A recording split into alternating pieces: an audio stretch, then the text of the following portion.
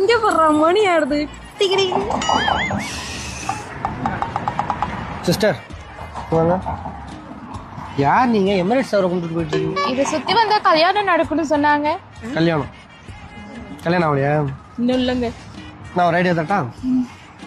ரொம்ப சிம்பிள். இப்போ நான் வந்து உங்களுக்கு ப்ரப்போஸ் பண்ணுவேன். இரு பதறாத இரு. நான் வந்து இப்போ உங்களுக்கு ப்ரப்போஸ் பண்ணுவேன். நீங்கள் அதை வந்து அக்செப்ட் பண்ணணும். விளையாட்டுக்கு, உண்மையாலாம் இல்லை. ஓகே, நான் உங்களுக்கு இப்போ ப்ரப்போஸ் பண்ணுவேன், நீங்கள் அதை அக்செப்ட் பண்ணுறீங்க. அவ்வளோதான். சரியா? கை கொடுங்க. ஐ லவ் யூ டூன்னு சொல்லுங்கள். Love you too. இப்போ நான் வந்து உங்களை லவ் பண்ணுறேன், நீங்களும் என்ன லவ் பண்ணிட்டீங்க. ஓகே தானே? ஓகே, இது போதும். போயிட்டு வாங்க, நல்லபடியாக போயிட்டு வாங்க. அடுத்த மாதம் உங்களுக்கு என்கேஜ்மெண்ட்டு, அதுக்கு அடுத்த மாதம் கல்யாணம், 12 மாதம் கழிச்சு பேரு காலம்.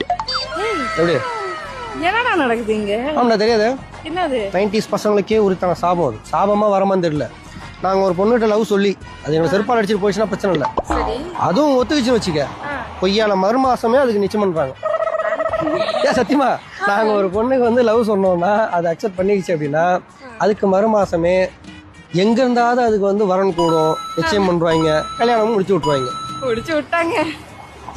எங்கேயோ ஊர்ல துபாயில இருந்த அவங்க மாமங்காரன், தாய் மாமங்காரன் அன்னைக்குன்னு பார்த்து இறங்குவோம். இன்னைக்கு அக்செப்ட் ஆன மறுநாளே அவங்க தாய் மாமன் துபாயில இருந்து வந்து இறங்குவார். எப்படி நடக்குதோ கல்யாணமும் முடிஞ்சிடும். சும்மா மொட்டை தெரிஞ்சுட்டு இருக்கிறோம். இது என்னங்க இது? இப்படி எல்லாம் நடக்குது. 90s எடுத்த அவ்வளவு எலும்பல்ல மீச இல்ல இல்லைன்னா தடவை